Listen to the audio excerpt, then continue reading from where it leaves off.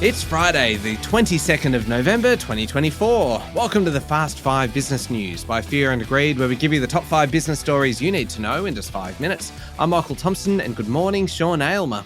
Good morning, Michael.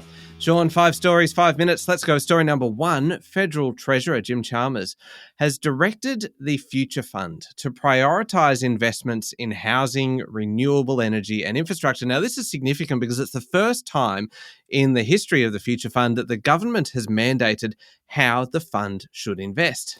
Jim Chalmers issued a first statement of expectations for the independently managed $230 billion fund.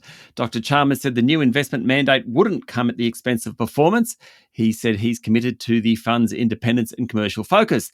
It was established in 2006 from budget surpluses. Under the Howard government, the idea was that it will pay for federal government employee pensions. The new mandate says the Future Fund must consider Australia's national priorities of increasing the supply of residential housing, supporting the energy transition and delivering improved infrastructure when making investment decisions. The government won't take a dividend from the Future Fund. It never has. It won't until at least 2033. The government basically wants the super funds, so the $4 trillion in superannuation money, to invest in nation-building projects like housing, aged care, energy transition. The trick is that actually in members' best financial interests? With the Future Fund, there's only one member, which is the Australian government, which of course is us anyway. It's a bit hard to see where it fits into all this. Anyway, Future Fund Chair Greg Combet, who's a former Labor Minister, welcomed the new direction, saying it aligns with the fund's thinking. Can they do both, Sean? Can the government expect the Future Fund to provide strong returns and also invest in these very kind of specific areas of focus? Former Chair Peter Costello doesn't think so. He previously urged the government to not direct how the money is used. The first Future Fund Chair, David Murray, said investment returns will be more vulnerable and everyone loses in an interventionist world. The opposition wasn't real happy about it yesterday. I mean, anytime you put restrictions on investing, it can hurt returns. But in some cases, ESG, for example, it might be worth the effort.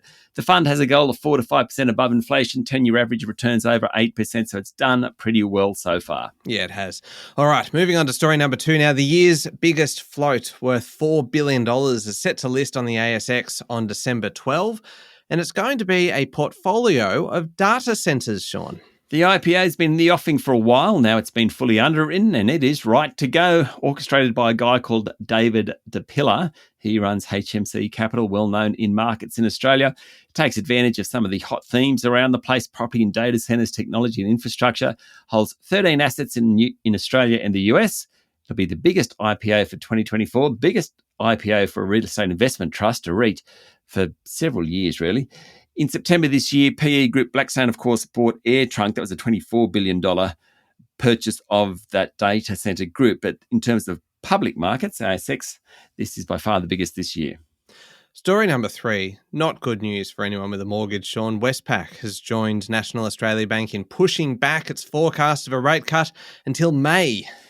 Chief Economist Lucy Ellis used to be the Chief Economist at the Reserve Bank. Well, she said the first cut could be even later than May if inflation doesn't fall in line with the Reserve Bank's forecasts.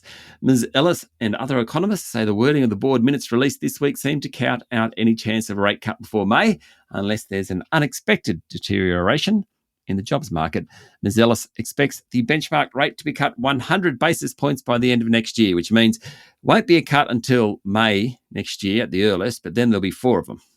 How about this one, Sean? Story number 4. Indian billionaire Gautam Adani and his nephew Sagar Adani have been indicted in New York over his role in an alleged multi-billion-dollar bribery and fraud scheme.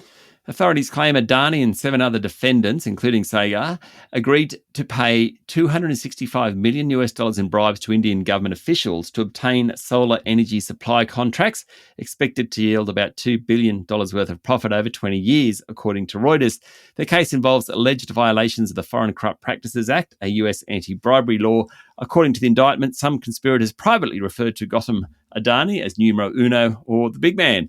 Adani is well known in Australia. His company acquired the Carmichael coal mine in central Queensland in 2010. That mine faced numerous legal and political challenges during its approval process. Eventually began exporting coal in 2022.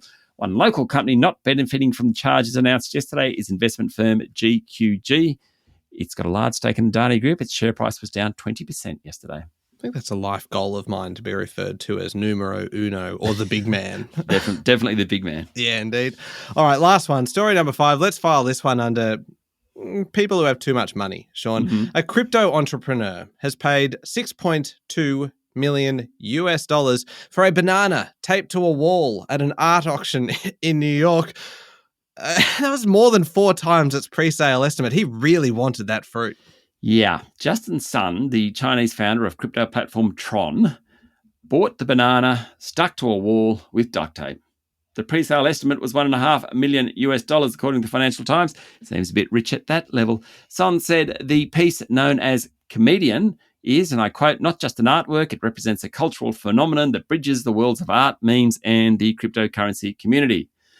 Yeah, maybe. He added, this part I like, he plans to eat the banana in the coming days as part of this unique artistic experience, honouring its place in both art history and popular culture. All right, there we go. The top 5 business stories in 5 minutes. Thank you very much, Sean. Thank you, Michael. It is Friday, the 22nd of November, 2024. Remember to hit follow on the podcast. And if 5 minutes isn't enough, you can find our longer daily show called Fear and Greed wherever you listen to podcasts. I'm Michael Thompson, and that was the Fast 5 Business News by Fear and Greed. Have a great day.